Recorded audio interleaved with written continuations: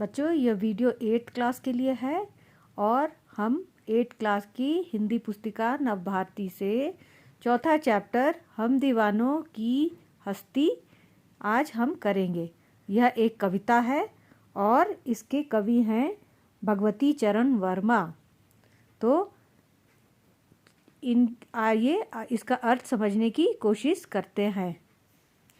दीवानों मतलब प्रसन्न चित्त व्यक्ति, मस्त मौला इंसान।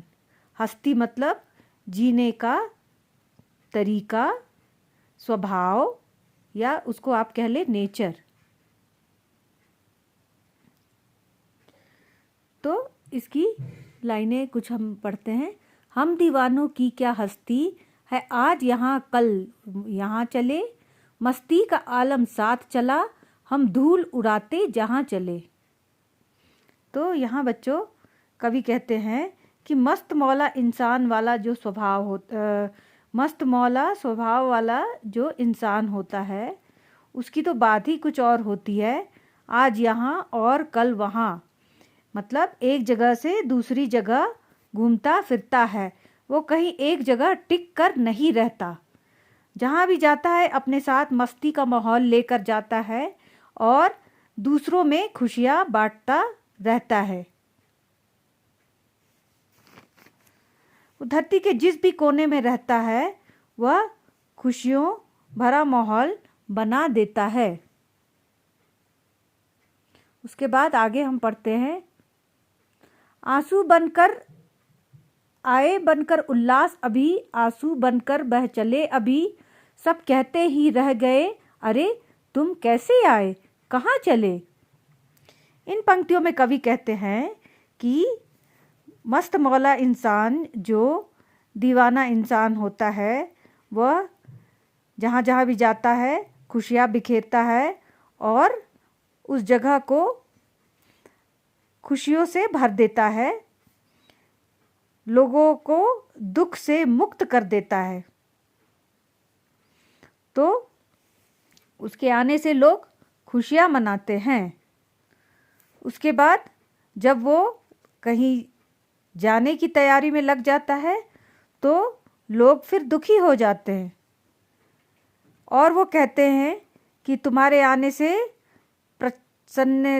हमने प्रसन्न पल बिताए और अभी अभी तो तुम आए थे और अभी तुम कहाँ चल दिए।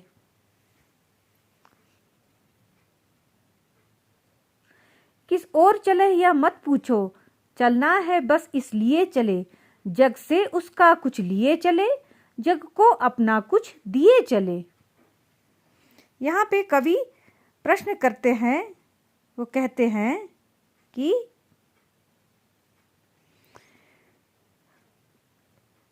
मैं कहाँ से आया हूँ और किस ओर चले जाऊँगा यह मुझसे मत पूछो।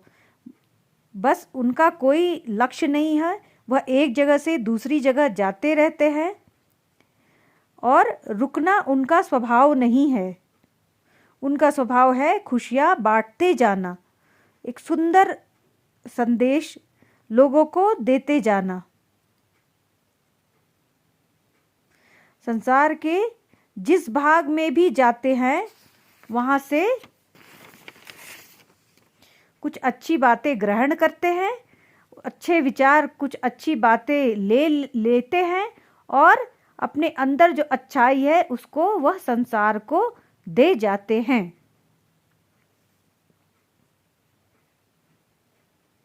दो बात कही तो बात सुनी, कुछ हंसे और फिर कुछ रोए, चक्कर सुख दुख के घूंटों को हम एक भाव से पिए चले। यहाँ कवि कहते हैं कि कुछ बात कही कुछ बात सुनी, कभी मैं सुनकर हंसता हूँ और रोता हूँ। कभी कोई बात उन्हें अच्छी लगती है तो वो हंसते हैं और कभी किसी बात से उन्हें ठेस पहुँचता है तो वो रोते भी हैं। और फिर इस प्रकार जीवन में मिलने वाले हर सुख दुख के घूंट को वह छक कर पीते हैं, मतलब जी भर कर पीते हैं, मन भर से पीते हैं, एक भाव से पीते हैं। उनका किसी के प्रति दिल में कोई द्वेष और ईर्ष्या की भावना नहीं रहती। अच्छा व बुरा दोनों व्यवहारों को वह अपने मन में एक ही भाव से रखते हैं। उनके लिए अच्छे बुरे में कोई अंतर नहीं है और वह जी भर कर उन दोनों भावों को अपने दिल में एक ही भाव से रखते हैं। हम भिखमंगों की दुनिया में स्वच्छंद लुटाते प्यार चले, हम एक निशानी सी उर पर ले असफलता का भार चले।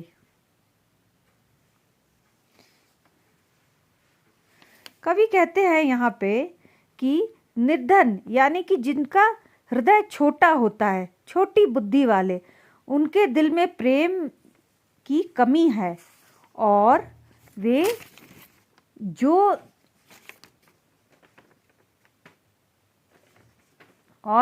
जो चीज़ को हर चीज़ को अपना और पराया के तराजू में तोलते रहते हैं,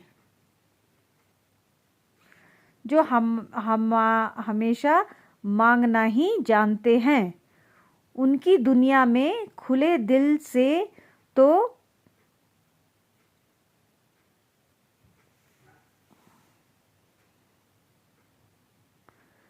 लेने और देने का प्रचलन नहीं है, इसे वे दूसरों पे लुटाना नहीं जानते।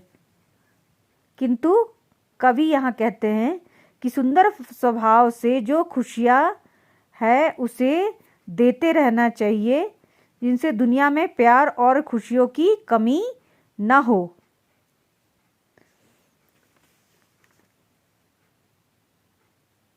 और कवि यहाँ यह भी कहते हैं कि जिस प्रेम भाव से वह खुशियाँ लोगों पे लुटाते हैं, इस प्रयास में, लोगों को खुश करने के प्रयास में अगर वह असफल रह गए तो यह मेरे दिल पे बोझ के रूप में धारण करते हैं। वह अपने दिल में बोझ के रूप में धारण करते हैं और वह उसके लिए खुद को ही दोषी मानते हैं, वो किसी और को इसके लिए दोषी नहीं ठहराते। अगर जीवन में वो असफल रहे, खुशियाँ प्यार बांटने में वो अगर सफल न रहें, तो वो उसे अपने दिल पर अपने दिल पर ही इसका बोझ रखते हैं और खुद को ही दोषी मानते हैं। अब अपना और पराया क्या आबाद रहे रुकने वाले, हम स्वयं बंधे थे और स्वयं हम अपने बंधन तोड़ चले।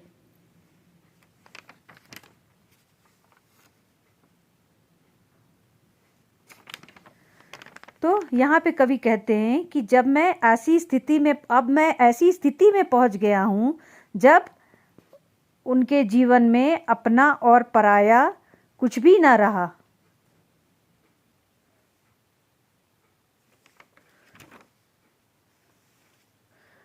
अपने और परायों को लेकर कोई पक्षपात नहीं रहा उनकी भावना में, और जैसे वे अपने हैं उसी तरह वह परायों को भी वैसे ही प्रेम की भावना से देखते हैं।